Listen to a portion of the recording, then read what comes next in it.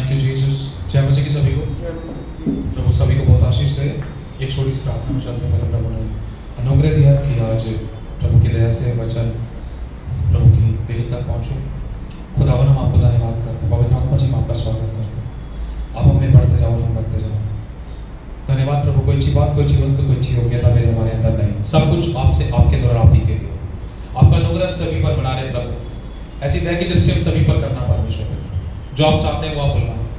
जो इस कलीसिया को, जो तमाम कलीसिया को जरूरत है, तेरी आत्मा के मन में, तेरी इच्छा के अनुसार तेरा वचन लोगों तक पहुंचे। सब कुछ आपके कंट्रोल में है। आपकी मर्जी हम सबकी जिंदगी में हो। प्रभु यीशु के नाम से मानते हैं, आमीन। एक चीज का तो फोन फैन बंद। Thank you Jesus. जब मैं लाइन पर आ रहा था तो मुझे एक वचन मिला, मन में आ रहा था कि आत्मिक युद्ध। हम सभी लोग है ना आत्मिक युद्ध में हैं। आपको पता है आत्मिक युद्ध में हम सभी लोग कब आते हैं? पहले छोटा सा वचन पढ़ता हूँ, फिर उसके बाद इस चीज को हम क्लियरफाई करेंगे। प्रभु का आत्मा हमारी अगुवाई करेगा। लिखा है न्याय की पत्री 7 अध्याय उसकी 9 आयत में लिखा है, उसी रात यहोवा ने उससे कहा। किससे कहा? परमेश्वर इस समय गिदोन से कह रहा है। ये एक ऐसा समय है जब एक युद्ध छिड़ता है। ये एक ऐसा समय है, गिदोन अकेला है। ये एक ऐसा समय है कि गिदोन मतलब उसके पास कोई भी ऐसी अथॉरिटी नहीं है और कोई भी ऐसी पावर नहीं है कि वो युद्ध को जीत सके। परमेश्वर ने गिदोन को देखा, किसी कारणवश देखा गिदोन को परमेश्वर ने, और गिदोन से यहोवा बात करना शुरू करता है। वो भी कब? रात में। लिखा है उसी रात यहोवा ने उससे कहा। ये कौन सी रात? ये वो रात है जिस, अगर इसको आत्मिक तरीके से हम समझते हैं कि अगर कोई बीमार है तो उसकी जिंदगी के अंदर है ना वो एक रात है। अगर किसी को कोई तकलीफ है वो एक रात है। अगर किसी का डिवोर्स हो गया था तो वो एक रात है, चाहे वो दिन की बात है। अगर कोई किसी प्रकार की दर्द पीड़ाओं में था, रोगों में था, समस्याओं में था, तो वो एक रात है उसकी जिंदगी की, है ना। जब तक एक रात के अंदर इंसान नहीं आता तो वो एक घड़ी ऐसी होती है कि अगर हम ध्यान से देखते हैं, ऐसा भी कहा जाता है, आप लोग समझते होंगे, अगर एक इंसान को परमेश्वर ने बुलाहट दी है, अगर एक विश्वासी को परमेश्वर ने इस्तेमाल करना है, अगर एक विश्वासी को परमेश्वर बड़ी गवाही देने जा रहा है, अपनी महिमा लेने जा रहा है, आश्चर्य कर्म प्रकट करने जा रहा है, उसकी प्रार्थना को उत्तर मिलने जा रहा है, लेकिन अगर उसकी जिंदगी का एक बहुत बड़ा मकसद है तो ही उसकी जिंदगी में रात आती है। इस बात को याद रखना। पवित्र शास्त्र में जिन जिन की जिंदगी के अंदर बड़े बड़े मकसद थे, उनकी जिंदगी, उन सभी की जिंदगी में रात आई थी। डैनियल की जिंदगी में एक रात थी, एक नहीं बहुत बड़ी रात थी, कई रातें थी। हम अगर देखते हैं शद्रक मेशक अबेदनगो की जिंदगी में भी एक रात थी, उसमें भी कई रात थी। अगर देखते हैं गिदोन के बारे में, यहोशापात के बारे में, डेविड के बारे में, गोलियत के समान उसकी जिंदगी में एक रात आई थी, और भी कठिन कई ऐसी रातें थी। अगर हम देखते हैं अब्राहम के विषय में, अगर हम देखते हैं मूसा के विषय में, याकूब के विषय में, है ना, यहोशू के विषय में, तो उनकी जिंदगियों में रात आई थी जिनमें उनको युद्ध लड़ना पड़ा। आज बहुत सारी कलीसियाओं के अंदर उन बहुत सारे विश्वासियों को युद्ध करने की तरीके नहीं मालूम है और उनको नहीं पता कि हमें युद्ध किस तरीके से करना चाहिए। बहुत से लोगों को वचन की नॉलेज नहीं है, बहुत से लोगों को नॉलेज है लेकिन उनको तरीका नहीं पता है ना। तो यहाँ पर परमेश्वर गिदोन की उस रात के विषय में, जब गिदोन छटपटा रहा है, उसको नहीं पता चल रहा कि मैं क्या करूं। परमेश्वर, बहुत खतरनाक मंजर है, आलिया पार का मोमेंट है। अब मैं कैसे जय पाऊंगा, मैं कैसे जीवित हूं, मैं कैसे जय पाऊंगा, मैं कैसे जीतूंगा। तो बहुत सारी चीजों को लेकर अगर हम पढ़ते हैं, 7 अध्याय की 30 आयत में लिखा, इसलिए तू जाकर लोगों में यह प्रचार करके सुना दे, जो कोई डर के मारे थरथराता हो वो गिलाद पहाड़ से लौट कर चला जाए। मतलब खुदा का आत्मा हमें समझाना चाहता है कि जब आत्मिक युद्ध होते हैं ना, उस समय अगर किसी को गवाही चाहिए, छुटकारा चाहिए, तो उसको खड़ा रहना होगा। अगर लगता है कि भाई मेरे बस की नहीं है, तो बहुत सारे विश्वासी मसीह जीवन से मुंह मोड़ लेते हैं और वो चले जाते हैं, क्योंकि हार जाते हैं, थक जाते हैं, कमजोर पड़ जाते हैं। क्यों? उनके कई कारण हैं। पहली बात है कि उनको समझ नहीं है, दूसरा इस बात का कि उनको नॉलेज नहीं है कि हमें किस तरीके से युद्ध लड़ना है। क्योंकि जो खुदा हमारे युद्धों को लड़ता है, वो खुदा खुद हमसे कहता है कि युद्ध, समझ पा रहे हो, खुदा कहता है कि युद्ध तुम्हारा नहीं मेरा है। अब फिर अगर युद्ध उसका है तो वो हमसे क्यों कहता है खड़े खड़े उद्धार के कार्य को देखो। उसने हमें फिर इफिसियंस 6 अध्याय की वो अधिकार, वो सामर्थ और उन अथॉरिटीज को परमेश्वर ने हमें क्यों दिया। इसका मतलब कुछ खुदा हमसे भी चाहता है, कुछ युद्ध हमारे भी हिस्से का है। अब देखते हैं, लिखा उसी रात यहोवा ने उससे कहा, उठ छावनी पर चढ़ाई कर, छावनी पर चढ़ाई कर, उठ। अगर हम ध्यान से देखते इसको, मैं थोड़ा सा एक बार और पढ़ देता हूं। जैसे लिखा, उठ छावनी पर चढ़ाई कर, क्योंकि मैं उसे तेरे हाथ कर देता हूं। परंतु यदि तू चढ़ाई करते डरता हो तो अपने सेवक फूरा को संग लेकर छावनी के पास जाकर सुन। Thank you Holy Spirit. और आपका मदद करो। यहोवा किससे कह रहा है? एक समझ लो इस बात को नए नियम के दौरान हम इसको कंपेयर करेंगे। आज परमेश्वर आपसे मुझसे कह रहा है, आपके पास 30 सेकंड है, अपनी आंखों को बंद करो, अपनी आंखों को बंद करो। अब अपने युद्धों के मूवमेंट्स को स्मरण करो, आपकी फैमिली में, आपके फाइनेंस में, आपकी शारीरिक जिंदगियों में, आपके आत्मिक माहौल में, आपके धर्म के विषय में, आपके लाइफ पार्टनर के विषय में, आपके बाल बच्चों के विषय में, आपके माता पिता के विषय में, आपके घर के विषय में, नौकरी बिजनेस के विषय में, या अच्छी हेल्थ और वेल्थ के विषय में, या बहुत सारे कारण हो सकते हैं, है ना? तो वो एक युद्ध है। अब अपनी आंखों को खोलो। तो उन युद्धों की रात के विषय में परमेश्वर आपसे कहता है, सुन। क्या कहता है? परमेश्वर सुन। उसी रात को ही परमेश्वर कहता है, उठ और छावनी पर चढ़ाई कर। छावनी, शत्रु की जो छावनी है ना, उस पर चढ़ाई करनी। शत्रु का जो डेरा, उस पर चढ़ाई करनी। शत्रु का डेरा कौन सा है? परमेश्वर रात ही को क्यों कह रहा है? दिन में भी तो कह सकता है। देखो, रात का जो मोमेंट है ना, ये रियलिटी है। अंधकार की शक्ति, अंधकार मतलब अंधेरे में, ये ज्यादा बहुत इनको एक्टिवेशन मिल जाता है। व्यभिचार के काम सबसे ज्यादा रात को होते हैं, चक्कू चोरी के काम सबसे ज्यादा रात को होते हैं, चोरी के काम सबसे ज्यादा रात को होते हैं, प्लानिंग एक दूसरे के विषय में सबसे ज्यादा रात को बनती है, इसको मारेंगे, इसको गिराएंगे। इसी के साथ साथ अगर हम देखते हैं, जादू टोना सबसे ज्यादा रात को होता है, किसी के भी विषय में किया धरा रात को होता है, वशीकरण सबसे ज्यादा रात को होता है। अगर हम देखते हैं कि डेथ के काम, सुसाइड के काम, एक्सीडेंटल केसेस, सबसे ज्यादा ये सब चीजें रात को होती है ना? और ये दुष्ट आत्माएं ऐसी होती हैं जो हालांकि दिखाई नहीं देती, जब तो उसको आत्मा कहते हैं, लेकिन इसका अटैक पड़ता था। और बहुत से विश्वासियों को परख की आत्मा, परख का वरदान लोगों के पास नहीं है, और इन चीजों को वरदानों दानों से परिपूर्ण होने एक विश्वासी की सबसे बड़ी जरूरत है, ताकि वो परख सके कि मेरे घर में कौन सी दुष्ट आत्मा काम कर रही है, मेरी फैमिली में कौन सी दुष्ट आत्मा काम कर रही है, मेरी फाइनेंस में कौन सी दुष्ट आत्मा काम कर रही है, मेरे शरीर में कौन सी दुष्ट आत्मा काम कर रही है। आपको पता है, बुखार आपकी आवाज को सुनता है, बुखार आपकी आवाज को सुनता है, बुखार के कान होते हैं। क्यों? क्योंकि वो एक दुष्ट आत्मा है, ये बाइबल बताती है। जब पतरस की सास को बुखार हुआ, यीशु ने क्या करा? लिखा है, यीशु ने बुखार को डांटा। अगर आज मान लो मेरे को जुकाम है, उदाहरण के तौर पर समझना, एक भाई है, रामू खड़ा है यहाँ पर, रामू को जुकाम है। अब रामू को जुकाम हो गया, और इधर रामू है, इधर कार्तिक है। यहाँ रामू है, यहाँ कार्तिक है। ध्यान से सुनना, कौन है यहाँ? रामू, यहाँ कार्तिक। बहुत गहरी बात है। अब रामू को जुकाम हुआ, कार्तिक को जुकाम हुआ, दोनों विश्वासी हैं, लेकिन सरगर्म और आत्मा से बहुत सारी चीजों की जिसको नॉलेज है वो कार्तिक है, और जिसको जो सिर्फ विश्वासी ठंडा गुण है वो कौन है? वो रामू। दोनों को जुकाम हुआ। अब जब दोनों को जुकाम हुआ तो कुछ ऐसा होता है कि जो रामू है उसको जुकाम होता है तो कहां जाता है? सबसे पहले डॉक्टर के पास। जुकाम हो रहा है, अरे यार, कई बार चलो डॉक्टर के पास नहीं, इग्नोर कर दिया। अब जब कार्तिक को जुकाम होता है तो कार्तिक एक काम करता है, जब रामू को जुकाम होता है तो रामू ढीला छोड़ देता है, कोई नहीं, हो जाएगा, ठीक हो जाएगा।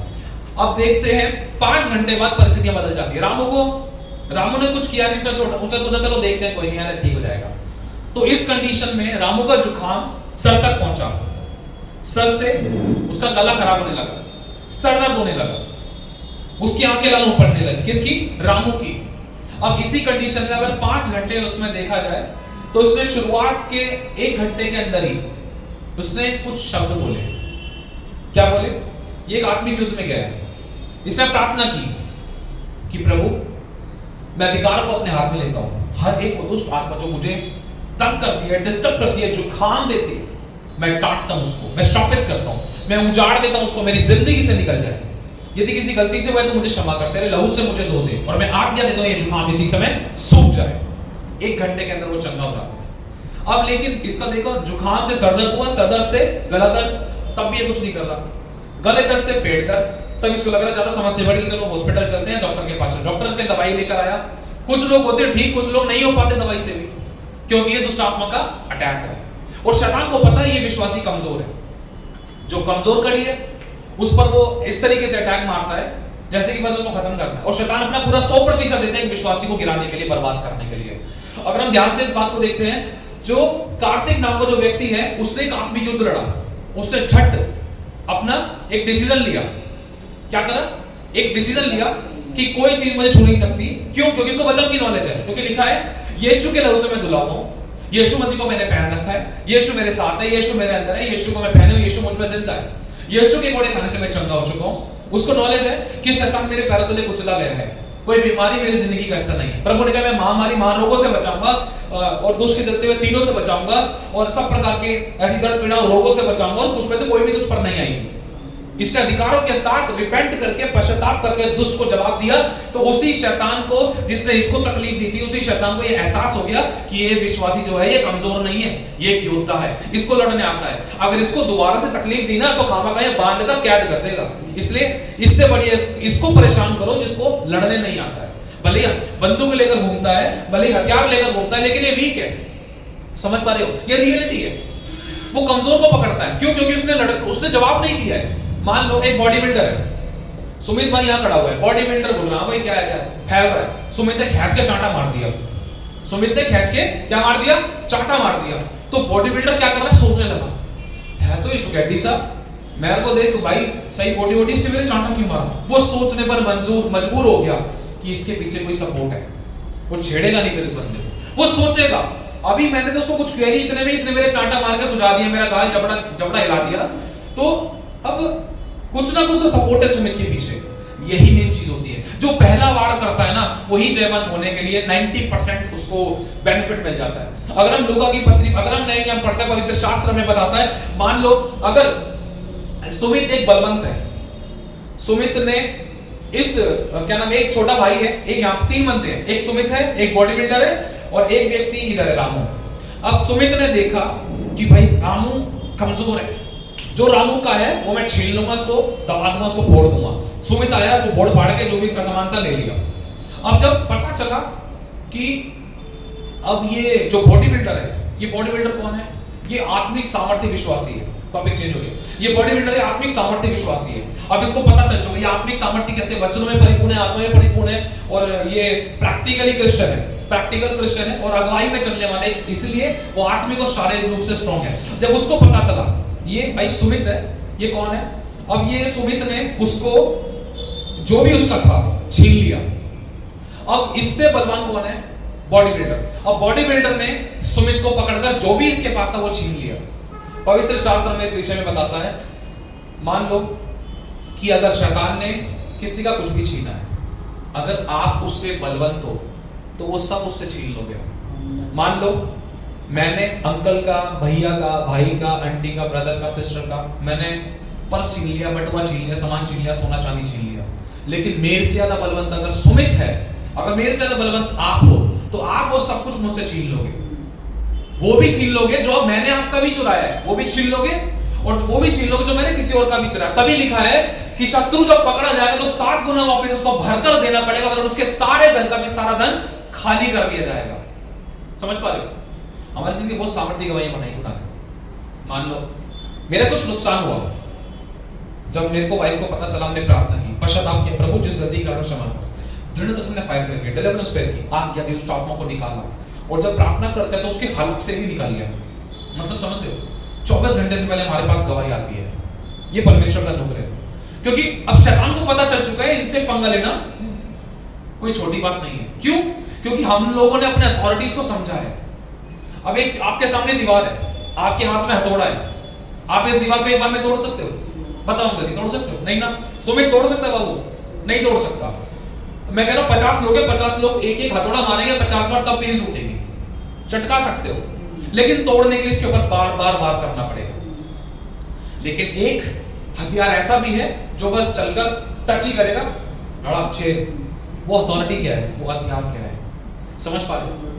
कुछ शैतानी गढ़ ऐसे होते हैं जो एक बार में नहीं टूटते, कुछ दुष्ट आत्माएं ऐसी होती जो एक बार में नहीं जाती। आपको पता है, जहां तक मुझे समझ में आता है, पवित्र शास्त्र में प्रभु यीशु ने शायद किसी के लिए प्रार्थना की है, और जब प्रभु यीशु किसी अंधे, पता नहीं अंधे या बहरे के लिए प्रार्थना कर रहा था, तो जब प्रभु ने प्रार्थना की, एक बार प्रार्थना की, तो उसमें उस अंधे की आंखें खुली तो उसने देखा मुझे मनुष्य पेड़ के समान चलते हुए दिखाई दे रहे।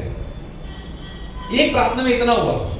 मतलब खुदावन यीशु ने भी इस बात को प्रकट किया कि तुम्हें हथौड़ा जोर से मारना है, एक बार नहीं हुआ, हार नहीं माननी है, तुम्हें दोबारा से प्रार्थना करनी है। ये सुने दोबारा प्रार्थना की, उसने कहा मेरे को सब साफ साफ दिखाई दे रहा है प्रभु, 2 बार प्रार्थना करी थी यीशु मसीह ने, समझ पा रहे हो?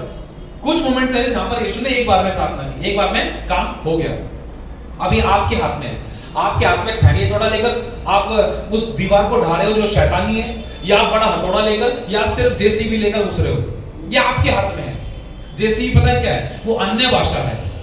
आपको पता है अगर हम पहनते हैं उद्धार का टोप, विश्वास की ढाल, आत्मा की तलवार, सत्य से हमारी कमर कसते हैं, धार्मिकता की झिलम पहनते हैं, है ना, और मेल के सुसमाचार प्रचार के जूते पहनते हैं, और लिखा है इन सब के साथ आत्मा में प्रार्थना करते रहो। आत्मा में प्रार्थना करने का मतलब क्या है? अन्य भाषा। समझ पा रहे? आत्मा में प्रार्थना, स्पीक इन टंग्स। और आत्मा में प्रार्थना करने का मतलब अगर आसान शब्दों में समझे, मान लो भैया यहां पर खड़े हुए, या अपना कोई भाई यहां पर खड़ा हुआ है, और 10 मीटर की दूरी पर एक बंदा खड़ा हुआ है, अब उसके हाथ में तलवार है, और एक भैया सुमित यहां खड़ा हुआ है, शिवम भाई यहां खड़े हैं, सुमित के हाथ में भाला है, शिवम के हाथ में तलवार है, और मैं वहां से भागकर आ रहा हूं, मेरे हाथ में भी तलवार है, मैं वहां से भागकर आ रहा हूं, तो मेरे को पहले कौन मार पाएगा? सुमित या फिर शिवम? सोच के देखो, कौन मार पाएगा?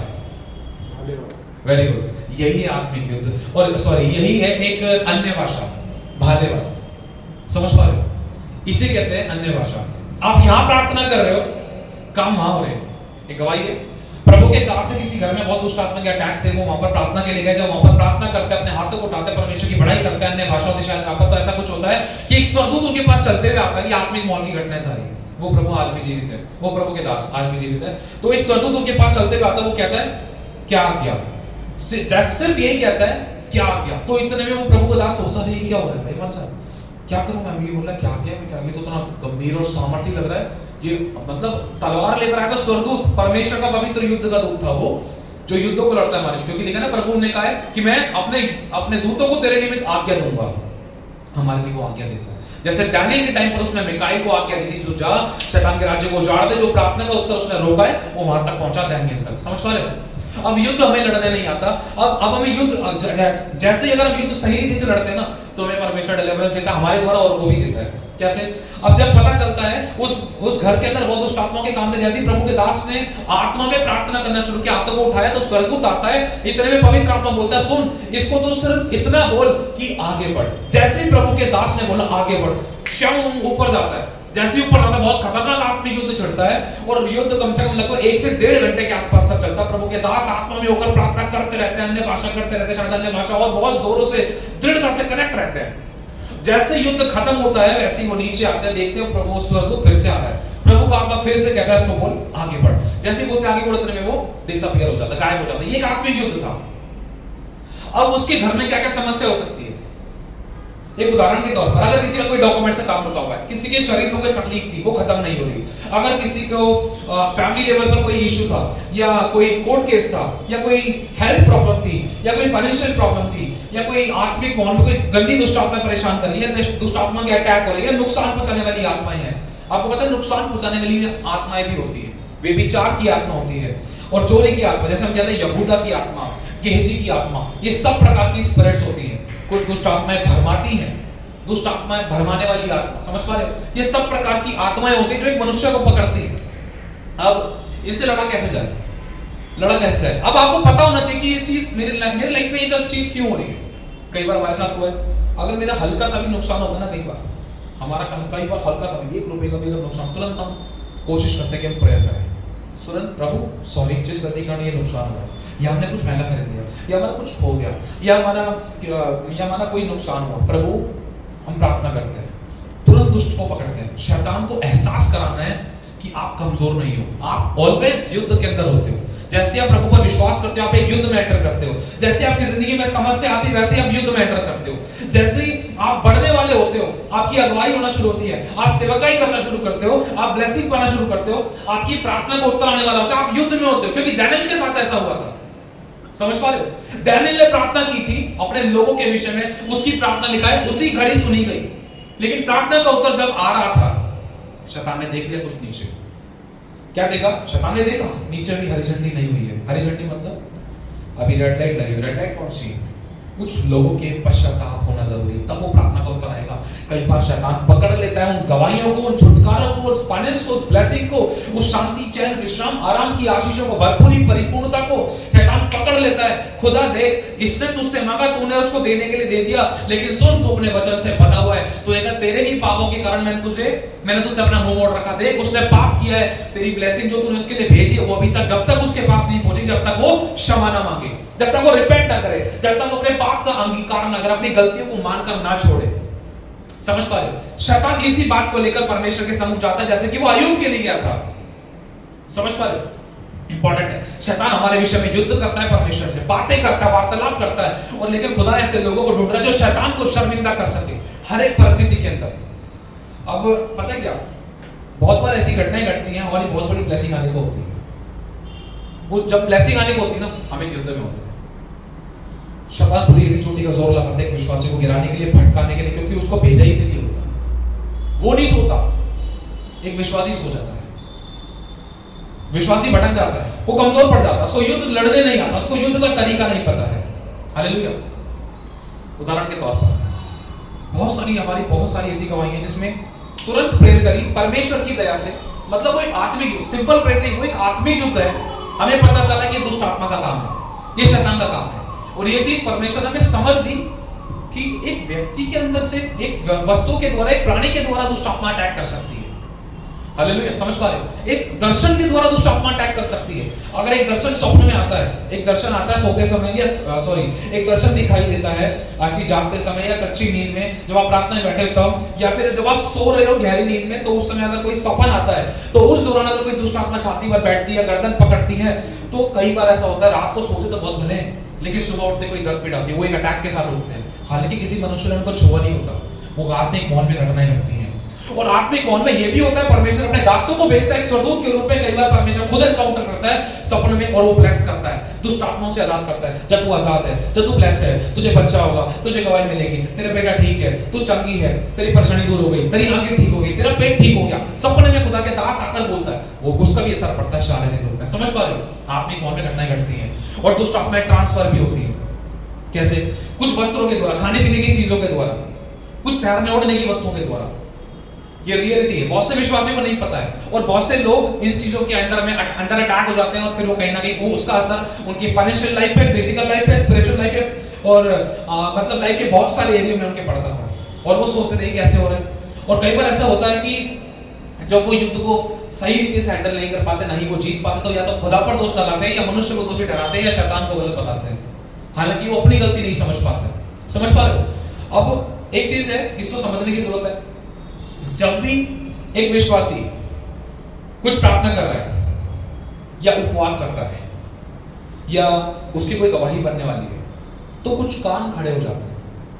क्या हो जाते हैं? कुछ कान खड़े हो जाते हैं, क्योंकि शैतान सबसे ज्यादा नफरत करता है गवाही से, कि ये उस खुदा की गवाही ना दे। वो यीशु नाम भी नहीं लेते हैं, उस करके बोलते हैं, उस करके, उसकी गवाही नहीं देने दूंगा मैं इसको। समझ पा रहे? हालेलुया। अब होता क्या है, जैसे आप प्रार्थना कर रहे हो, उपवास में आए हो, जिस बात के लिए उपवास में आए हो, उसकी गवाही तैयार होगी, और शैतान को पता चल गया इसकी गवाही बनेगी ना, 4 लोग विश्वास करेंगे, वो उसकी बड़ाई करेंगे। अब इसकी गवाही बनने नहीं देंगे, जड़ पर अटैक मारता है सीधा। कुछ भी हो सकता है। अगर कोई आत्मिक जन है ना, तो उसी समय समझ जाएगा शैतान का काम है, तुरंत उपवास में आओ, चाहे आप 1 घंटे का करो, स्पेशल उस बात के लिए उपवास में आओ। हालेलुया। समझ पा रहे? हमारा फर्ज है उपवास में आना। आज अगर हम पूछे चर्च के अंदर, कई सारी चर्चेस के अंदर अगर हम पूछे, सिस्टर आप उपवास में हो, ब्रदर आप उपवास में हो, बोलते हैं हाँ। अगर पूछे ना विषय क्या है, हाँ बस ऐसे रख लिया, हम तो रोज रखते हैं। ये कोई सही उपवास नहीं है, ये धोखा है। रियलिटी बता रहा हूं आपको, बहुत सारे एरियो के अंदर ये धोखा है, अगर हमारे पास एक विषय नहीं है तो। समझ पा रहे? मेरे को खांसी थी, डॉक्टर साहब इधर बैठे हैं, डॉक्टर साहब मेरे को दवाई दे दो। डॉक्टर साहब कह रहे किस चीज की दवाई दो? मैंने कहा दवाई दे दो, दवाई दे दो, दवाई दे दो। किस चीज की दो? किस चीज की दो? किस चीज की दो? मुझे बता तो सही। डॉक्टर साहब मेरे को दवाई दे दो, दर्द हो रहा है, ठीक हो जाओ। ठीक है भाई, ले भाई बोतल, खा ले, पी ले। मैं गया, मैंने पी, कुछ नहीं हुआ। दूसरे दिन आ गया, डॉक्टर साहब कुछ फर्क तो पड़ा ही नहीं। डॉक्टर साहब ने बोला कैसे फर्क पड़ेगा, तूने मुझे कारण बताया ही नहीं। कारण बताता तो मैं तेरे को दवाई देता ना सही रीति से। आप सब्जी लेने के लिए दुकान पर गए हो, रेडी पर गए हो, 100-200 रुपए ले भाई थैला मेरा, 200 रुपए में सब्जी डाल दे। सब्जी वाला पूछ रहा कौन सी सब्जी भाई, क्या बनाना? अरे सब्जी डाल दे भाई, 200 रुपए की सब्जी डाल, अरे सब्जी डाल सब्जी, अरे ठीक है भाई ले भाई, एक गोभी का फूल दे दिया, एक आलू दे दिया, एक टमाटर, सब में से एक एक करके ले भाई। तो खुश होकर खामा का तो बोले ये नहीं दिया, वो नहीं दिया, सब में से थोड़ा थोड़ा करके दे दिया। हालांकि उसमें से कोई भी सब्जी नहीं बन सकती थी। अब जब वो घर पे लेकर जाता है तो पता चलता है, जब मैं घर पे लेकर जाता तो पता चलता है पापा ने पिटाई करी, भाई क्या लेकर आ गए, ये तो खाने नहीं, ऐसे तो गैस लगाती है, ये तो काम की नहीं, ये तो ये नहीं, ये तो वो नहीं है, और चीज भी ऐसी लेकर आए आधी अधूरी। प्याज भी एक लेकर आए, टमाटर भी एक लेकर आए, मिर्च भी एक लेकर आए, धनिया का एक डाली लेकर आए। क्या कर रहे थे? मैंने बोला सब्जी दे दो, भाग के जाओ उसके पास, बोल क्या सिर्फ 1 किलो बैंगन चाहिए, 1 किलो टमाटर चाहिए, 1 किलो ये चाहिए, 1 किलो वो चाहिए। मैं गया, भैया देखना आपने कैसी सब्जी दी थी, मेरे पापा से आपने पिटवा दिया। तो भैया कहता है बेटा तूने मुझे बताया ही नहीं कैसी सब्जी हो, क्या दो, कारण बता, रीजन बता, पूरी तरीके से बता, तब उसके अनुसार मैं तुझे दूंगा। समझ पा रहे? दाऊद ने अपने पापों का अंगीकार पता कैसे किया था?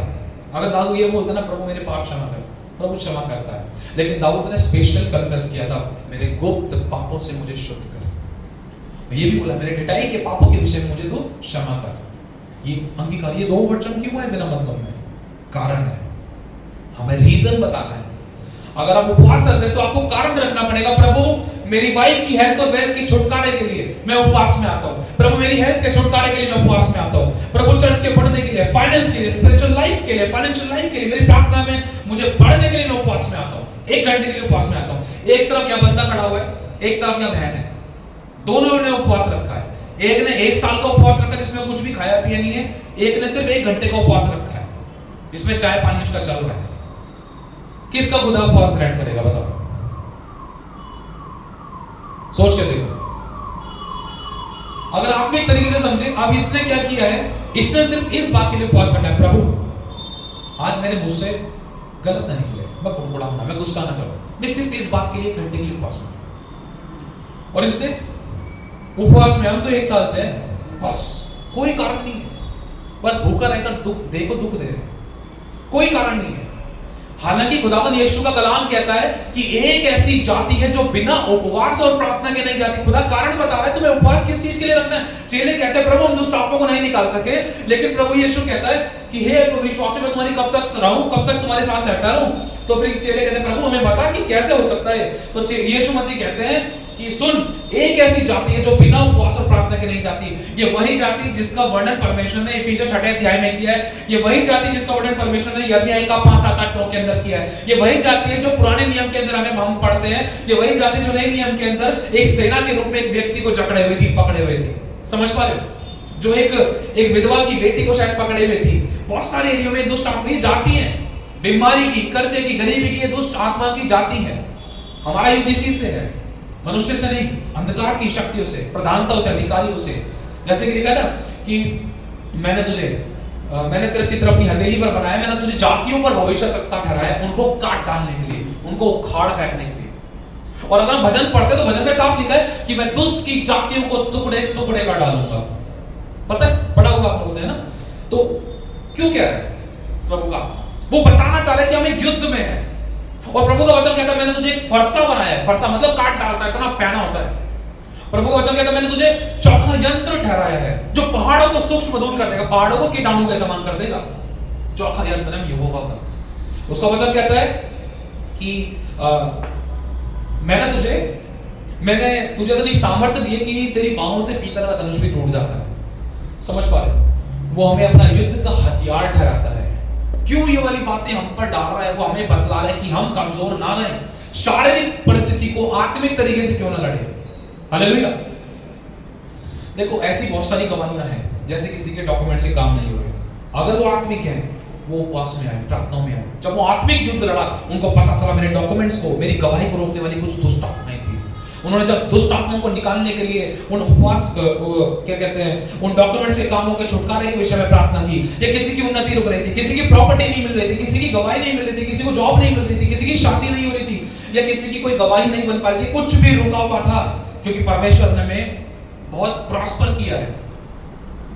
जो खुदा अब्राहम का खुदा है वो हमारा भी खुदा है। उसने अब्राहम को प्रॉस्पर किया और उसने खुद वाचा बांधी है, मैं तेरे वंश को बढ़ाता जाऊंगा। लेकिन प्रभु में जानने के बाद, अथॉरिटीज मिलने के बाद भी फिर भी हम क्यों हारा हुआ, क्यों वीक वाला जीवन जी रहे थे? ये इंपॉर्टेंट चीज है, हमें अपनी अथॉरिटीज नहीं पता है। हालेलुया। मेरी बेटी ना खेलते खेलते कई बार हल्का सा गिरी, परमेश्वर का आत्मा में डाल देता है, प्रेयर कर दे जल्दी से, टाइम मत लगा। मैं रियलिटी बता रहा हूं आप लोगों को, और ये भी मैंने अनुभव लिया है, जब हमने प्रेयर नहीं करी ना तो वो दोबारा गिरी तो तभी चोट लगी उसको, जिसके कारण हमारे स्पिरिचुअल लाइफ पर इफेक्ट पड़ा है। समझ पा रहे हो? हमारा आनंद खराब हुआ है, मन दुखी हुआ है, बच्चे को चोट लगी, रोना पीटना हुआ। मैं रियलिटी बताऊं, अगर आप एक आत्मिक हो ना तो छोटी सी चीज के विषय में भी आप दृढ़ता से प्रार्थना करोगे, आप स्ट्रांग बन जाओगे, आप उन चीजों में जियोगे नहीं, आप अथॉरिटी के साथ खड़े होगे। इस बीमारी की हिम्मत कैसे मेरे शरीर में, इस तकलीफ की, इस प्रॉब्लम की, इस रुकावट की, इस घटी की, इन गड़बड़ी वाली दुष्ट आत्मा जो हमारे बीच में गड़बड़ी फैला रही थी। शैतान ने एक सेब को इस्तेमाल किया था भाई, समझ पा रहे हो? वो वस्तु है, शैतान कुछ भी कर सकता था, कॉपी करता है। उसको पता है कि सुमित की बड़ी बुलाहट है, उसको पता है इसकी बड़ी बुलाहट है, उसकी बड़ी बुलाहट है, तो क्या वो आराम से बैठ जाएगा? अगर घर में विरोध नहीं है तो बाहर होगा, बाहर नहीं है तो कलीसिया में तोड़े जाएंगे, कलीसिया में नहीं तो अपने शरीर के विषय में तोड़े जाते हैं, शरीर में नहीं तो फैमिलीज में तोड़े जाते हैं। टेस्टिंग होती है, चेक किए जाते हैं लोग। कई बार परमेश्वर अलाउ करता है, जा परख ले मेरे बच्चे को, समझ पा रहे? क्योंकि बड़ी सेवा, बड़े काम, बड़ी महिमा उसने रखी है, बड़ी गवाही उसने रखी है, जिसके द्वारा बहुत सारे लोग खींचे चले आएंगे। आसान नहीं है मसीह जीवन, लेकिन जो आत्मिक तरीके से जीते उनको पता है मेरे पेट में दर्द क्यों हुआ। प्रभु मैं दृढ़ता से प्रार्थना करता हूं, सींचना हर वो दुष्ट आत्मा जिसको मेरी जिंदगी में एंटर करने का मौका मिला, जिस गलती के कारण मेरे पेट में दर्द हुआ, प्रभु सारे पाप मेरे क्षमा हो, तेरे लहू से मुझे धो दे। और मैं इसी से मैं अधिकार सामर्थ्य और आज्ञा के अनुसार उस दुष्ट आत्मा को मैं शापित करता हूं, मैं उजाड़ता हूं, मैं डांटता हूं, मैं निकालता हूं मेरे शरीर से, उसकी कोई औकात नहीं मेरे शरीर में। अब अधिकार के साथ बोलो, मैं याजकों का समाज चुना हूं, वंशज राजपथधारी परमेश्वर की निज प्रजा हूं, मैं चुना हुआ अभिषिक्त हूं, मैं परमेश्वर का फरसा हूं, मैं दुष्ट की जातियों को टुकड़े टुकड़े कर डालूंगा। शैतान का कोई अधिकार मुझ पे नहीं है। भजन में लिखा है कि ओ शैतान तूने मुझे बड़ा धक्का दिया तो था कि मैं गिर पड़ूं, परंतु यहोवा ने मेरी सहायता करी। हमको पता है जब आराधना करते हैं तो अपनी परिस्थितियों से बात करते हैं, हालेलुया। जब आराधना करते हैं तो शैतान से बात करते हैं। साडे पैरा थले रखे शैतान यीशु ने, है ना? कई बार जब हम बहुत टूट जाते तो प्रभु से बात करते हैं, हमसे नहीं हो पा रहा प्रभु, तो प्रभु से कहते हैं तोड़ दे मेरे सारे बंधन तोड़ दे। हमसे नहीं हो पा रहा, तू तोड़ दे प्रभु, हमारे उसकी नहीं हो रहा, थक गया, कमजोर पड़ गया है। कई बार लोग रोकते हैं, लोगों के द्वारा टूट जाते हैं, तो एक और आराधना होती है, वो आराधना हमसे बात करती है। उस आराधना का मतलब होता है अब यीशु के पास जाने दो। समझ पा रहे हो? जब हम चारों तरफ से अकेले पड़ जाते हैं, थक जाते हैं, दबे हुए थे, कुचले हुए थे, आता हूं तेरे पास, मुझको है तुझसे आस, है ना? आराधना का बहुत बड़ा अर्थ होता है, इसलिए मैं गाना चाहिए आराधना के अंदर, इसलिए छुटकारा, क्योंकि वो प्रोफेटिकली, वो अनॉइंटिंग के साथ होता है। अगर हम पढ़ते हैं शायद दूसरा इतिहास, पता नहीं पहला इतिहास, उस समय परमेश्वर के लोग परमेश्वर के भवन के अंदर इकट्ठे एक मन एक आत्मा होकर दृढ़ता से गा रहे थे, दृढ़ता से बजा रहे थे, एक लय सुर ताल के अंदर। तो उस समय लिखा है पूरा भवन परमेश्वर धुएं से भर गया और परमेश्वर की उपस्थिति वहां पर सामर्थ्य रूप से कोई भी अपने पैरों पे खड़ा ना रह सका। वो थी आराधना। ऐसे आराधना करो कि मान लो हमारे पास सिर्फ एक ही घंटा था, ऐसे आराधना करो पता नहीं इसके बाद दोबारा कभी मौका नहीं मिलेगा। ऐसे प्रार्थना करनी है और ऐसे प्रार्थना करनी है, अगर इस दुष्ट को अभी अगर हमने नहीं डांटा, कहीं और सेना को हमारे पास लेकर और बर्बाद ना करे, क्योंकि दुष्ट आत्मा जब निकलती है तो साथ और भी बुरी दुष्ट आत्माओं को लेकर आती है। क्योंकि लूका की पत्री में साफ ये वाली बात बताती है, दुष्ट हार कर बैठने वाला नहीं है। वो जब हारता है तब उसको अच्छे तरीके से एहसास हो जाता है कि मैंने भी और मेरे लोगों ने भी थपेड़े खा लिए अच्छे से, और एक कमजोर बंदा नहीं है। अगर तूने इसके पेट में दर्द किया ना तो 10 बीमारों के लिए दुआ करेगा ये। अगर तूने इसको तकलीफ दी ना, समझ पा रहे हो? अगर कोई दुष्ट आत्मा, अगर आप एक आत्मिक व्यक्ति हो, अगर आप एक आत्मिक व्यक्ति हो, अगर दुष्ट आत्मा ने आपको सर दर्द दिया, तो उस कंडीशन के अंदर अगर आप एक आत्मिक हो तो अपने साथ साथ अपनी फैमिली के लिए, कलीसिया के लिए, अभिषिक्तों के लिए दुआ करोगे। शैतान भी सोचेगा मैंने इसको सर दर्द क्यों दिया, ये तो दूसरे के चंगाई के लिए प्रार्थना करने लग रहा है। भाई ये एक आत्मिक युद्ध है, एक सैनिक ऐसे ही करता है, दूसरों को बचाने के लिए अपनी जान को बाजी में लगाता है। लेकिन यहाँ पर परमेश्वर हमारा साथ है, वो हमारे रक्षक है, वो हमारा सुरक्षक है, ना तो हमें कुछ होने देगा ना दूसरों को कुछ होने देगा। लेकिन बस बात यह है, इंसान हार जाता है। अगर आप एक आत्मिक हो तो शैतान पूरी कोशिश करेगा गिराने के लिए, समझ पा रहे? अगर आप वचन के अनुसार सही चलने की कोशिश करो तो वो पूरी कोशिश करेगा।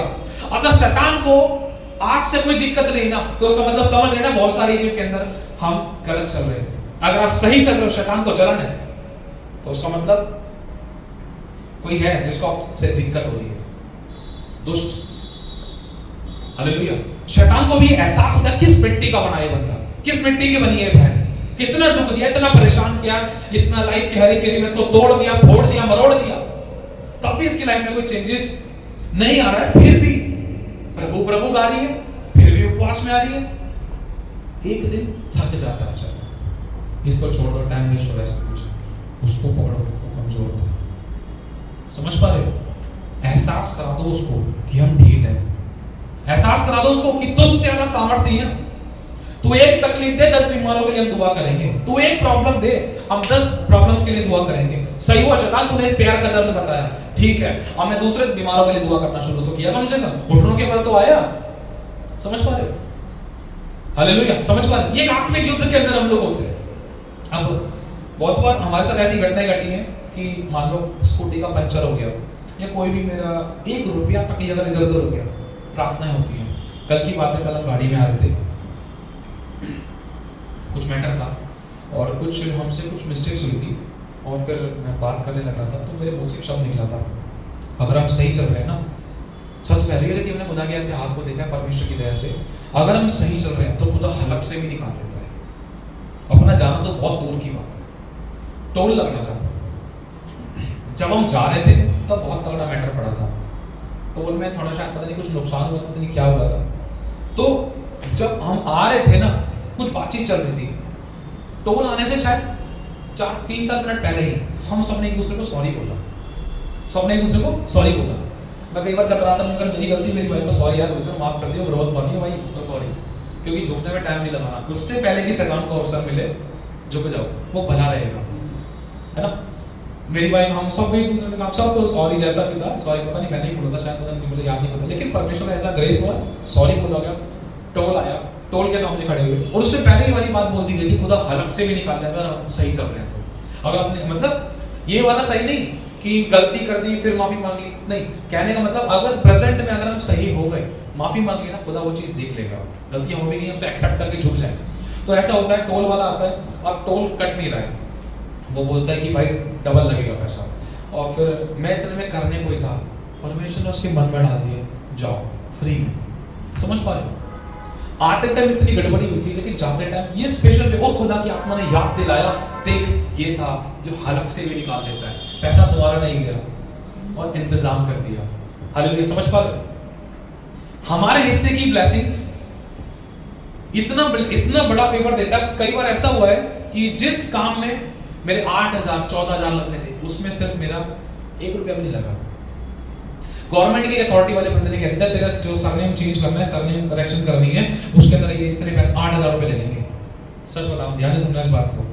लेकिन उसी काम को परमेश्वर फास्टिंग में प्रेयर्स प्रभु के दास से भी शेयर किया जाए, इस चीज को प्रेयर हुई हमारे लिए, इन चीजों को परमेश्वर के समूह रखा। जिन एक आधार कार्ड वाले बंदे ने मना कर दिया, वोटर आईडी कार्ड वाले बंदे ने मना कर दिया, कभी कुछ गया, कितने चक्कर मारे, थक गए, प्रेयर्स करते थे, फास्टिंग में जाते थे, लेकिन शैतान कई बार चेक करता है। मैंने बताया ना, अगर दीवार को आप एक बार मारो तो थोड़ा सा हल्का का निशान आएगा, लेकिन बार बार उसको पीटते रहोगे जब तक वो गिर ना जाए, तो एक दिन आपकी जीत होगी, है ना। तो ऐसा ही हुआ, जिन लोगों ने मना किया था नहीं हो सकता, उसने फोटो खींच कर वोटर आईडी कार्ड में चेंज किया, और मेरे डॉक्यूमेंट डालकर देखा, ईमानदारी से हुआ सारा काम, डॉक्यूमेंट डालकर देखा और वो चेंज होकर आ गया। उसके बाद फिर मैं उसको आधार कार्ड वाले मेरे लिए, ले भाई आप चेंज कर, हाँ हो जाएगा। समझ पा रहे हो? मतलब इतने बड़े बड़े मिरेकल्स खुदा ने किए, क्योंकि एक आत्मिक युद्ध में हम होते हैं। कोई भी अगर आपका काम रुका हुआ है, आप एक आत्मिक युद्ध में हो, अभी आपके हाथ में है। अब आप युद्ध को लड़ोगे या सिर्फ डीलम डाला रवैया अपनाओगे? डीलम डाला रवैया अपनाया। अगर अभी तो उसने एक चीज रोकी थी, अगर आपने लड़ना नहीं सीखा तो वो बहुत सारी चीजों को रोक सकता था, बर्बाद कर सकता था, बेकार कर सकता, खराब कर सकता था, क्योंकि दोस्तों पता चल गया इसकी जिंदगी में उसने कहा ये रास्ता तो मिल गया। और दूसरी बात यह है कि ये लड़ने वाला व्यक्ति नहीं है। आज बहुत से लोगों की गवाहियां कम क्यों है? बहुत आती थी पहले गवाहियां, लोगों को लड़ने नहीं आता है, दृढ़ नहीं होने आता है। वो अपने युद्धों में खड़े नहीं हो रहे हैं। समस्या आई, सीधा पास्टर को फोन, समस्या आई, इधर चले गए। एक दिन पास्टर और प्रभु के अभिषेक लोग बिजी हो गए, फिर उनका क्या होगा? उस समस्या में अगर पड़ गए तो क्या होगा? समझ पा रहे? एक छोटा सा उदाहरण अपने आप को छोटा करके बताना चाहता हूं ताकि आप लोग इससे सीखे। कुछ चीज हमने अपनी लाइफ में प्रैक्टिकल की है परमेश्वर की दया से। बहुत खतरनाक हमारे साथ ऐसे इंसिडेंट्स हुए हैं, रोए हैं खतरनाक तरीके से। ऐसे मैटर, स्कूटी पे जा रहा हूं तो रो रहा हूं, किसी से शेयर नहीं कर सकते। कुछ परिस्थितियां ऐसी होती थी, फैमिली को शेयर नहीं कर सकते, अगर पड़ोसी को पूछ नहीं सकते, अन्य जाति से अगुवाई मांग नहीं सकते, प्रभु के लोगों को कई बार ऐसा होता है बता नहीं सकते, या जो हमसे सीख रहे हैं उनको भी हम शेयर नहीं कर सकते कि थर्ड पर्सन क्या सोचेंगे। तो सिखाने वाले इनके साथ ही ऐसा मैटर है तो फिर हमारा क्या होगा, है ना? कुछ चीजें अंदर ही अंदर होती है। कई बार बहुत रोए, वाइफ होगी तो मैं चुप करा रहा हूँ, मैं रो रहा हूँ तो वो मुझे चुप करा रही है। हमने सीखा है, बहुत खतरनाक परिस्थिति से होकर गुजरे। आगे चलकर जब हम देखते हैं कि हमारी लाइफ में बहुत तगड़े उतार चढ़ाव आ रहे हैं और हम प्रेयर्स में आना हमने शुरू किया और परमेश्वर ने हमें बहुत सारी चीज़ों को सिखाया। अगर हम हार मान लेते, अगर हम कमज़ोर पड़ जाते ना, तो अब तक हम प्रभु में नहीं होते। बहुत खतरनाक मैटर हमारे लाइफ में आए, वो सभी की जिंदगी में आते हैं, क्योंकि जो बढ़ता है सबकी लाइफ में आते हैं। अगर कोई गवाही है तब भी उसकी जिंदगी में आते हैं। हालेलुया, समझ पा रहे हो? आज बहुत से विश्वास, अगर मान लो आपकी लाइफ में रेगुलर बेस पर गवाही होनी चाहिए। हमारी लाइफ में चलो रेगुलर छोड़ो, हर 2-3 दिन के अंदर एक गवाही तो होनी चाहिए। अब 4-5 दिन पहले की बात है, कुछ दुष्ट आत्मा के बारे में शेयर करते हैं, इसको सुनना ध्यान से। परमेश्वर ने ऐसा अनुग्रह दिया है, मैं प्रभु को धन्यवाद करता हूँ कि बहुत सी चीज़ों को परमेश्वर मुझे परखने का ग्रेस देता है और मुझे भेद बताता है, मुझे गहराई में लेके जाता है, सिखाता है। परमेश्वर ने अपने आप को छोटा करता है इस बात के विषय में, लेकिन आपको बताना चाहता हूँ कि आप भूख और प्यास रखिए। अगर हम बताएंगे तो आप समझेंगे कैसे, आप सीखेंगे कैसे, उन बातों को प्रार्थना में कैसे रखेंगे, आप मांगेंगे कैसे कि प्रभु ऐसा भी होता है, ये वरदान मुझे भी दो। समझ पा रहे? तो अभी कुछ टाइम पहले हम किसी नहर के पास गए थे, वहाँ देहरादून की तरफ थी, तो वहाँ की तरफ थे, तो क्या कहते हैं, वहाँ पर पानी बहुत ज़ोरों से निकल रहा था और साइड में थे। वहाँ घूम घाम के शायद उसी रात की, पता नहीं उसके नेक्स्ट डे के आसपास की बात है, रात को हम प्रार्थना में बैठे थे अपना घर पे वापस देहरादून में प्रार्थना में बैठे, तो कुछ ऐसी घटना घटी कि मेरे को ना कुछ दिखने लगा। ढोलक बजाते टाइम कुछ दिखने लगा, बजाते टाइम आंखें बंद करी, ऐसी कुछ मूवमेंट हुआ था। मुझे दुष्ट आत्मा दिखने लगी जो बिल्कुल कंकाल के समान थी, कंकाल के समान, और वो मेरी तरफ देख रही थी और वो पत्थरों के साइड में थी, पानी इधर से जा रहा था, वो मेरी तरफ देख रही थी। झट से मेरी आंख, मैंने फिर आंख खोली, मैं सोचने लगा प्रभु ये क्या था। परमेश्वर ने उसका भेद बताना शुरू किया कि कंकाल ये जो था ना, ये सुखाने वाली आत्मा थी, ये वीक करने वाली आत्मा थी। इसका अर्थ हम गहराई में समझते हैं। प्रकाशित वाक्य में भी एक ऐसी दुष्ट आत्मा है जो मरी फैलाती है। प्रकाशित वाक्य में भी एक ऐसी दुष्ट आत्मा है, अगर आप देखते हैं ध्यान से, जितना में समझ में आता है कि अकाल को लेकर, समझ पा रहे हो, अकाल वाली स्पिरिट थी। और मैं और मेरा एक फ्रेंड है, हम लोग जब वहीं घर के बाहर रात को खाना खाया था 12 बजे के आसपास, खाना खा के हम बाहर निकले थे और वहाँ बगल में नाला था एक। जब नाले के पास से हम वापस घर पर आ रहे थे ना, तो एक दुष्ट आत्मा नाले के पास से हमारे साथ घर के अंदर होली। जब रात को प्रार्थना करने बैठे तब पता चला कैसे, जब प्रार्थना करने बैठे तो प्रभु ने उस भाई को दिखाया कि एक दुष्ट आत्मा जब हम नाले के पास थे वहां से चलते हुए घर के अंदर आ गई थी और वो पर्सनल प्राइवेट प्रॉब्लम वाली थी। समझ पा रहे हो? अगर और फिर मेरे मन में बहुत सारे सवाल आने लगे जब मैंने इसको इन चीज़ों को सर्च करने की कोशिश की कि समुद्र क्या है। जब मैंने बाइबल के अनुसार इस वचनों को, इन चीज़ों को देखकर परखने की कोशिश की क्या है क्या नहीं, पता चला समुद्र और पानी और नहरें और जो नदियाँ होती हैं, इन सब चीज़ों के विषय में बहुत खतरनाक दुष्ट आत्माओं के काम होते हैं। प्रकाशित वाक्य पढ़ते, दानियेल की पत्री पढ़ते, समुद्र के अंदर से शैतान निकलता है ना। समझ पा रहे हो? आंधी तूफान आता है यीशु और चेलों के समय में, वो भी डिमोनिक था और उस पानी, आंधी और तूफान ने सुना था, जैसे क्योंकि यीशु ने कहा था शांत हो जा और थम जा। पानी के कान नहीं होते क्योंकि उस जगह पर दुष्ट आत्माएं थी। जब सूरों के अंदर यीशु मसीह जब दुष्ट आत्मा को निकाला तो उस दुष्ट आत्मा ने क्या कहा, मैं सूरों के झुंड में भेज दो। सूर कहां गए? पानी के अंदर। पानी के अंदर दुष्ट आत्मा थी। हालेलुया। आज बहुत से लोग बहुत सी जगह पर नहाने के लिए जाते हैं, एंजॉय करने के लिए, लेकिन नहीं पता वहां दुष्ट आत्माएं होती हैं, चल पड़ती हैं कभी भी किसी के साथ भी, उनको इनवाइट करने की जरूरत नहीं होती है। लेकिन जो आत्मिक है उनको समझ में आता है, क्योंकि बहुत से लोग के साथ होता है ना, मैं यहाँ से आया था, पता नहीं घर पे आया, तबीयत खराब होगी और बीमार पड़ गए, हॉस्पिटल में एडमिट होगी, लेकिन रियलिटी में उनकी लाइफ में कुछ चीजें काम करती हैं। अब मेरे पास एक फोटो आया था, एक प्रार्थना का, एक सिस्टर ने सेंड किया था और उस लड़की की तबीयत बहुत खराब थी। जो फोटो जो था उसके अंदर लड़की ने टी शर्ट पहन रखी थी, जिस लड़की की फोटो थी, और परमेश्वर की आत्मा ने मेरा ध्यान पूरा टी शर्ट पे किया। जब टी शर्ट को मैंने ध्यान से देखा, परमेश्वर ने भेद बताना शुरू किया। उस पर कोई झाड़ी पत्ते पता नहीं क्या क्या बना हुआ था। जब उसको ध्यान से देखा, पर जो जो बात जब मन में आ रही थी। वही बात जब उस सिस्टर को बताई कि ऐसी ऐसी बात थी, भाई जो ये फोटो आपने मेरे को सेंड करी, ऐसे ऐसा मैटर, तो उसने कहा भैया यही मैटर है। फिर वो बैंक खत्म हो गई। शायद कुछ मैटर थे, बहुत तगड़े मैटर थे, जादू टोने और भी टेढ़े बड़े मैटर थे। परमेश्वर ने परखने का नौकरी दिया चीज को कि रियलिटी में चीज होती है। इसलिए आपकी और मेरी स्पिरिचुअल आइज ओपन होना जरूरी है, हमें वरदानों से भरना जरूरी है, परख को पाना जरूरी है। कुछ मैं कह रहा हूं 95% हम युद्ध में होते हैं। हालेलुया। शैतान तलक को यीशु ने नहीं छोड़ा था, सॉरी यीशु तलक को शैतान ने नहीं छोड़ा था। समझ पा रहे? अब कपड़ों से ट्रांसफर कैसे होती दुष्ट आत्माएं? मान लो कोई बहुत ज्यादा दुष्ट आत्मा ग्रसित व्यक्ति है, गले में कुछ पहनना है, उसमें गुटखा, तंबाकू, पान, नशा पत्ता दुनिया भर का करता है, प्रभु को नहीं जानता वो व्यक्ति, और बहुत गंदगी में रहता है, उसका व्यवहार भी बहुत बुरा है। अब लिखा ना, बुरी संगति अच्छे चरित्र को बिगाड़ देती है।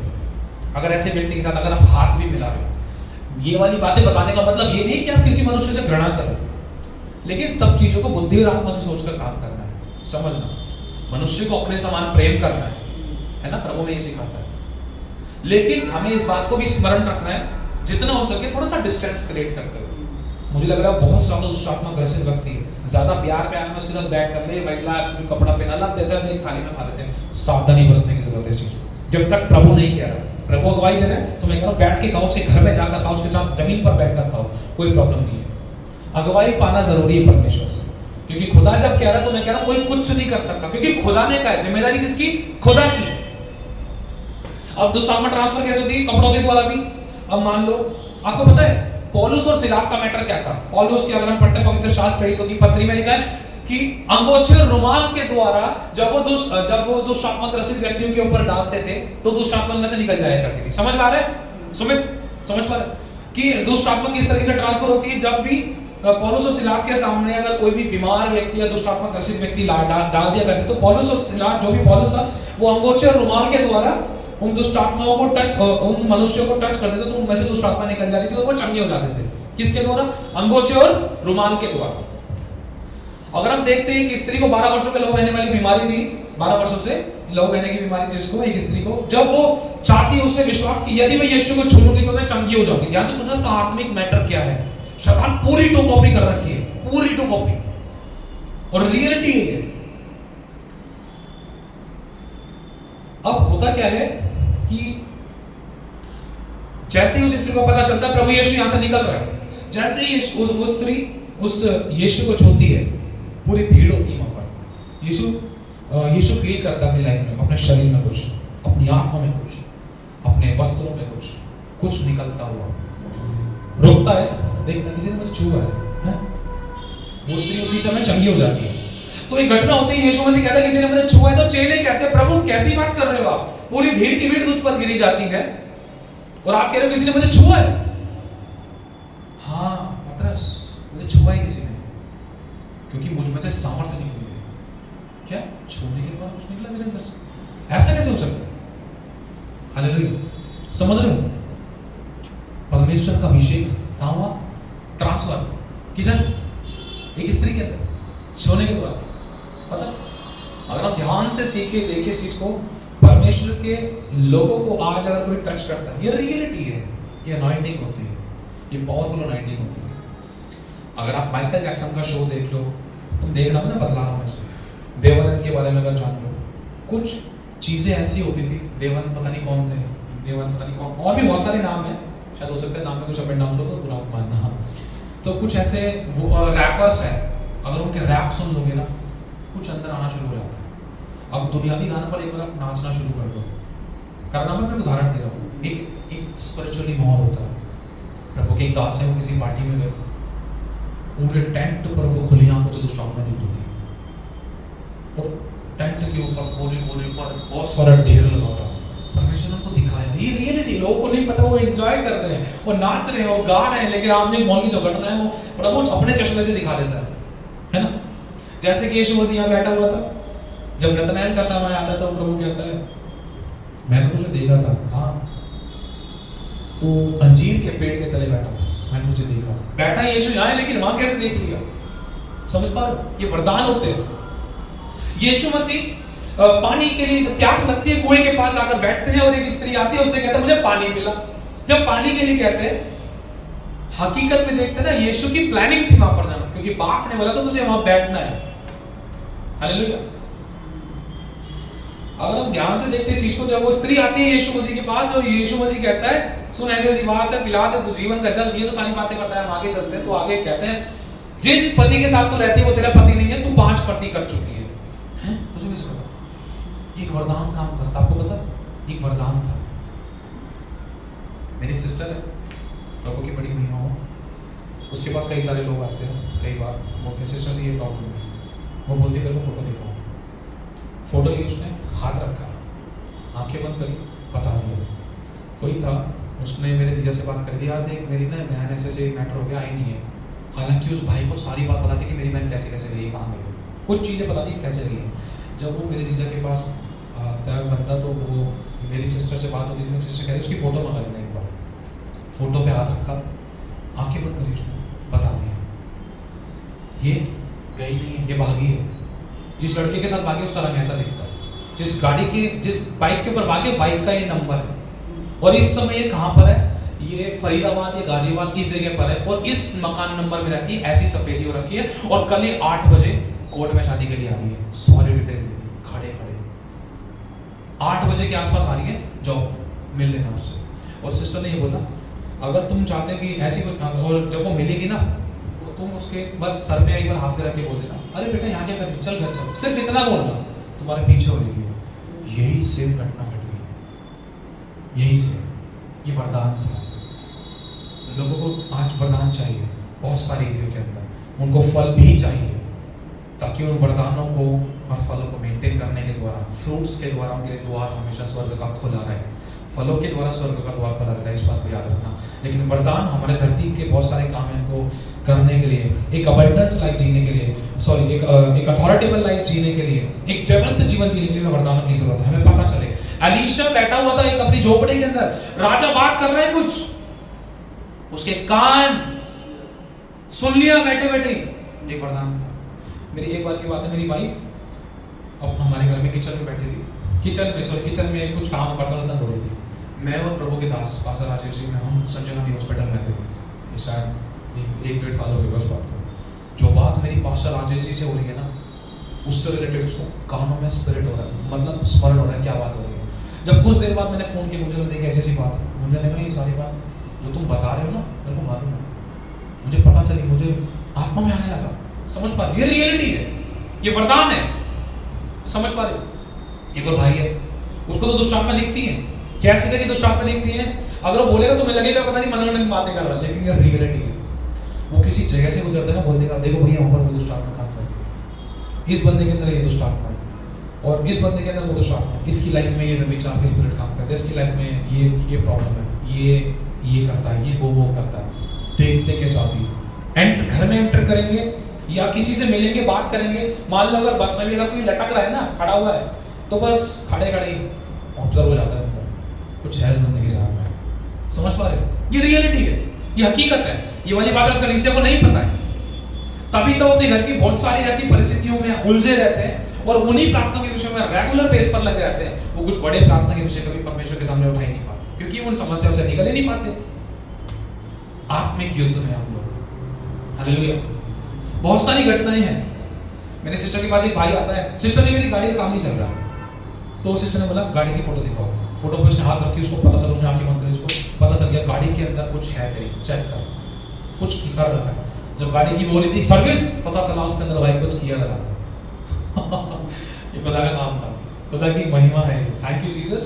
अगर हम ध्यान से देखते हैं, एक और मैटर उसके पास आया कि सिस्टर जी हमारी ये प्रॉपर्टी का मैटर है। हाँ, एक बंदा आया था, शायद परखने के लिए आया था कि ये लड़की बताएगी क्या, जो भी है ऐसे कुछ, तो पता नहीं क्या हुआ, तो उसने कुछ बताया होगा, कुछ पूछा होगा उस बंदे ने सिस्टर से, तो मेरी सिस्टर शायद चुप सी थी, तो ऐसी कुछ बात हुई, फिर वो समझ रहा है कि क्या बताइए, ऐसी कुछ पता नहीं क्या मैटर था, वो शायद वीक समझ रहा था मेरी सिस्टर को, जो भी प्रभु की दया से। तो हुआ कुछ ऐसा कि वो जाने का हुआ, तो मेरी सिस्टर ने बोला सुन, रुक जा, पहले सुनते हुए जा, जिस चीज़ को रोका ना उसको बता दिया, तेरा घर है ना इतने गज में है, ये सफेदी हो रखी है, ऐसे दरवाजे हैं ये, और तेरे घर का फ्लोर ऐसा है, यहाँ की तरफ दरवाजा है, ऐसे ऐसे हो रहा है, इतना बड़ा बरामदा है, मतलब कोई करोड़पति था, शायद करोड़पति था। वो हैरान हो गया, पैरों में गिर गया था शायद वो। समझ पा रहे? खुदा का काम है, हमें वरदानों की जरूरत है, उन दानों की जरूरत है। क्योंकि अगर हम पढ़ते प्रेरित पौलुस कहते हैं हमारे पास भविष्यवाणी का अगर वरदान होना चाहिए। अगर कोई अन्य जाति भी हमारे पास आ रहा है तो अगर वो मजाक भी उड़ा रहा है ना, बोल दे सुन एक बार रुक जा भाई, तेरी मम्मी को ये प्रॉब्लम है, तेरे पापा का खाना भी छूटा है, तेरा नाम ये है, तेरा भी डिवोर्स हुआ था। तुम्हें कैसे पता? हमें कुछ नहीं पता, हमें तो प्रभु बता रहा है।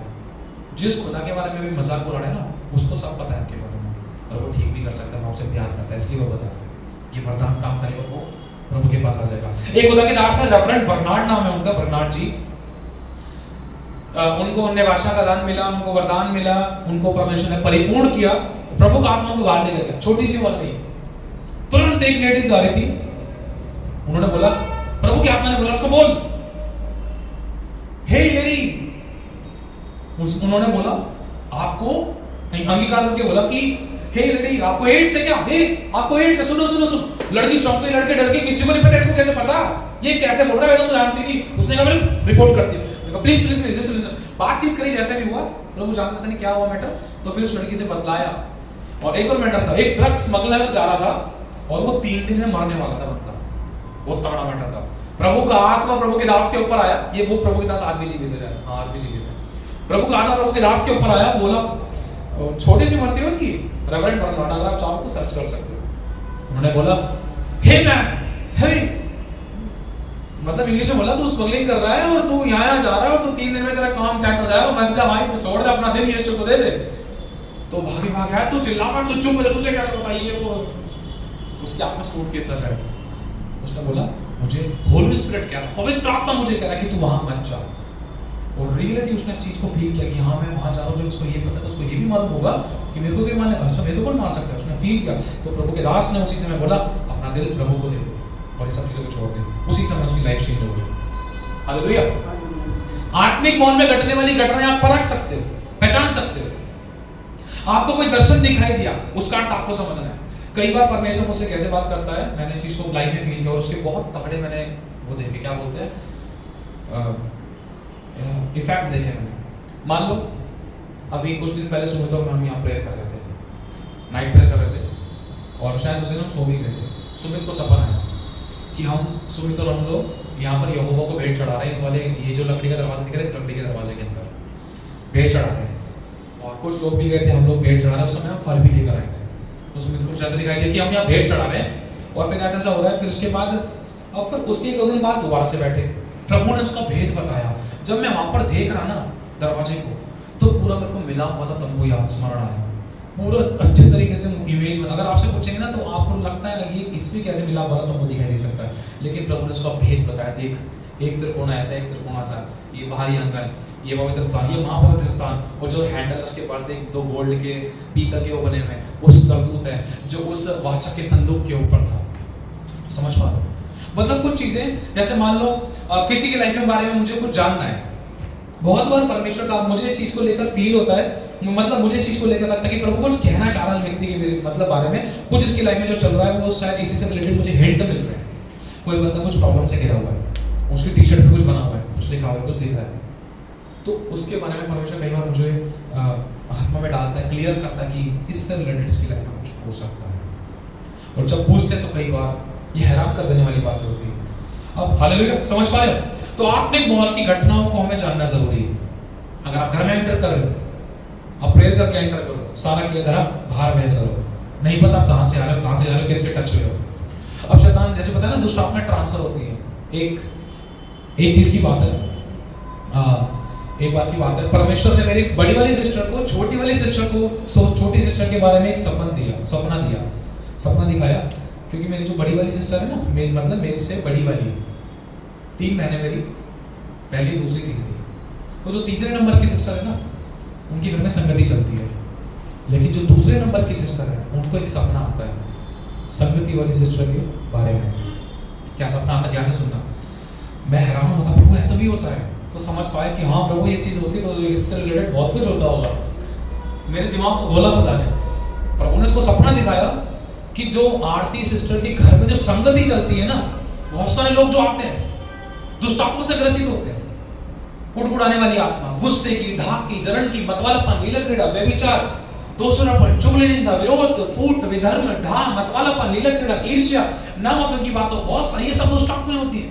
इजबेल की आत्मा है ना, क्रोध की आत्मा आते हैं, उनके लिए प्रेयर होती है चर्च में, फिर वो लोग निकल जाते हैं। लेकिन पता है जब प्रेयर होती है, आराधना होती है, तो उन लोगों के छुटकारे होते हैं, लेकिन वो दुष्ट आत्मा जाती कहाँ है?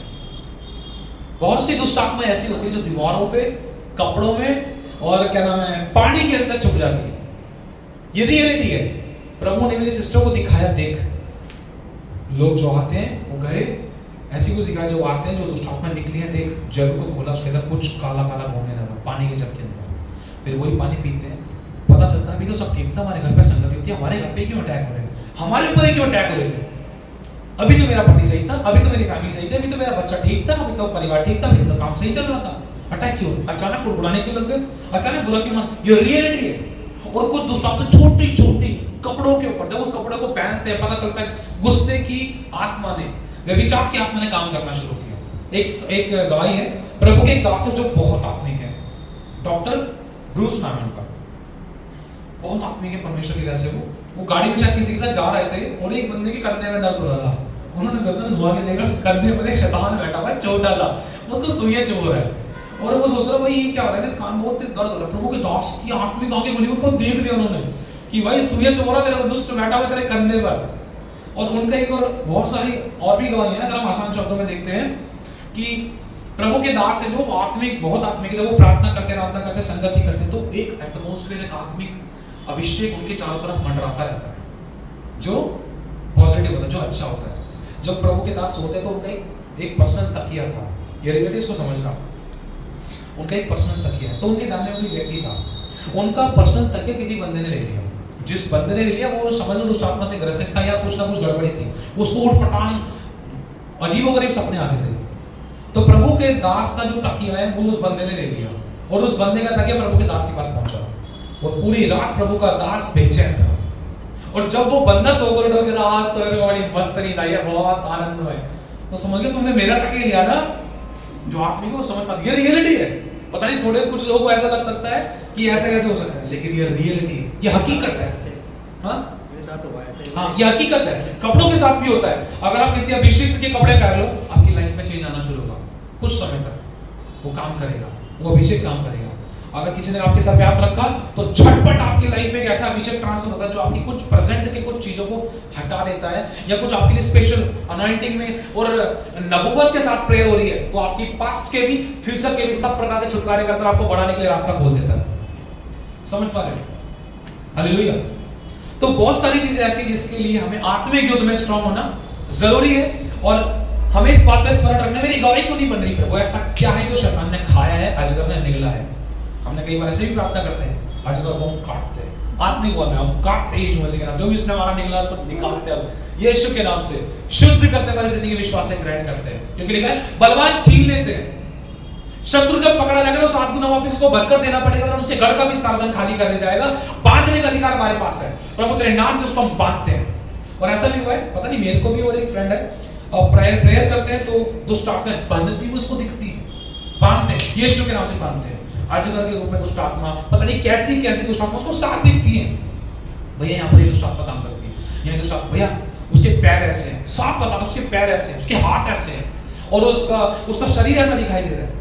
वो दुष्ट आत्मा कभी पूरी प्रॉपर मैन पोजीशन में नहीं होती, आधा मनुष्य, आधा जानवर, आधा कीड़ा, आधा मकोड़ा, बिल्कुल ऊट पटांग। समझ पा रहे? कंगारू जैसे पैर है, शकल किसी और की है। अगर हम देखते हैं प्रकाशित वाक्य में भी कुछ ऐसी दुष्ट आत्माओं के विषय में बताया गया है जिनका मुंह किसी और का है, पूंछ किसी और की है, हाथ पैर किसी और के हैं। समझ पा रहे हो? ये रियलिटी है, आत्मिक मौन। एक मैंने गवाही सुनी थी, प्रभु के एक दास हॉस्पिटल के अंदर एडमिट हो गए थे, बहुत क्रिटिकल सिचुएशन थी, उनके बेड के नीचे दुष्ट आत्मा घूम रही थी, और प्रभु के दास को नहीं पता था कि मैं यहाँ पर कैसे आया, मेरी हालत खराब कैसे होगी, मैं तो प्रभु को जानता हूँ।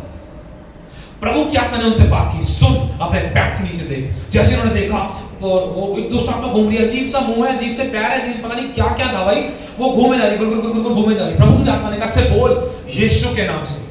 जैसे ही बोला वैसे वो दुष्ट आत्मा उस बेड के नीचे से निकलकर सीधा शीशे में से कूद के नीचे की तरफ, मतलब ट्रांसफर होके नीचे सीधा जमीन के अंदर घुस गई।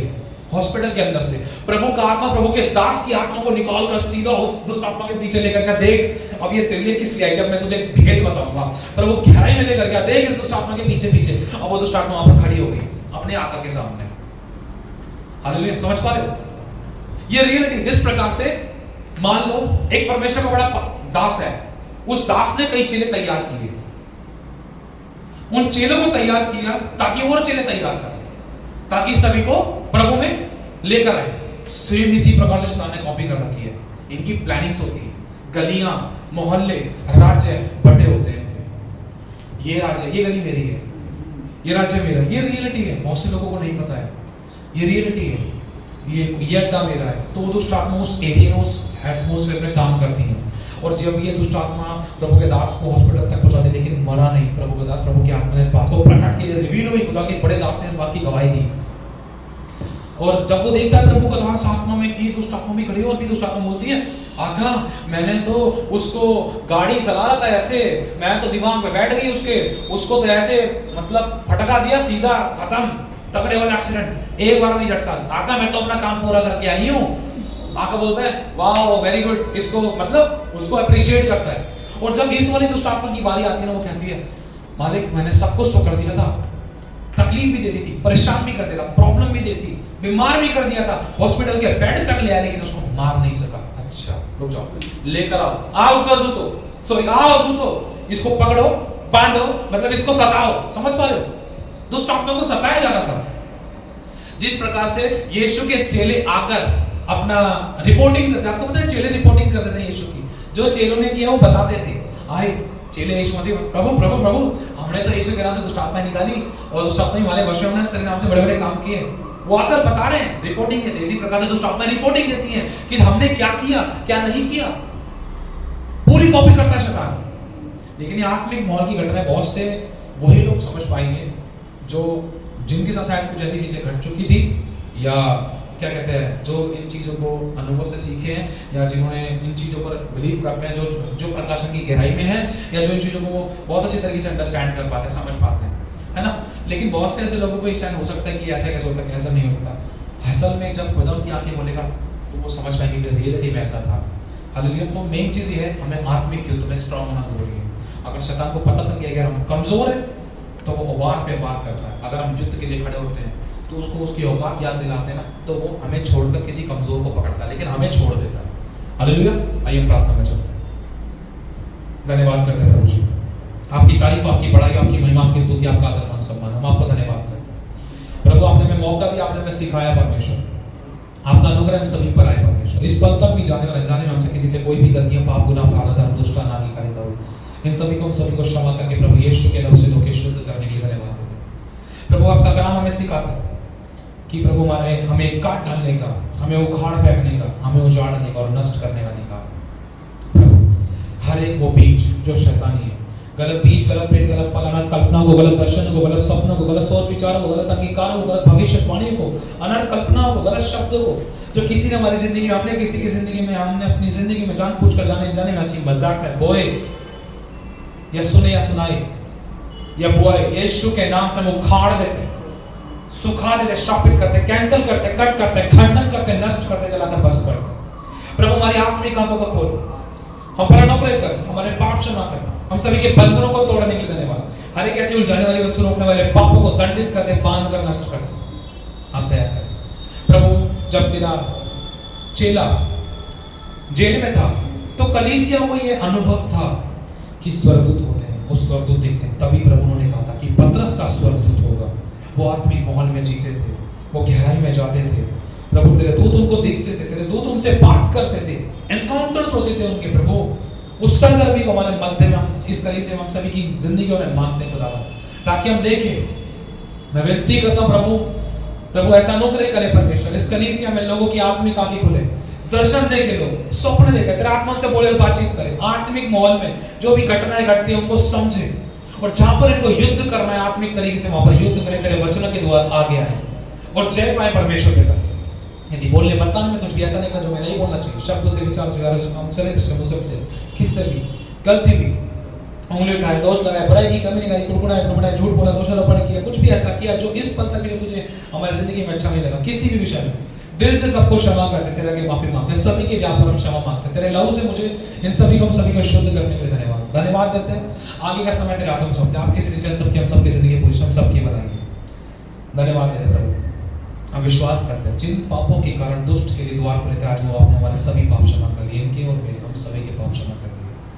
हम आपका स्वागत करते हैं, हमारे दिल दिमाग मन विचार पर पवित्र आत्मा आपका अवसर करें, यीशु के नाम से मांगते हैं, आमीन आमीन और आमीन। Thank you Jesus. सारी महिमा प्रभु को मिले। प्रभु जी का बहुत धन्यवाद। खुदा सभी को संभाल कर रखे, बड़ी गवाही से हम खड़े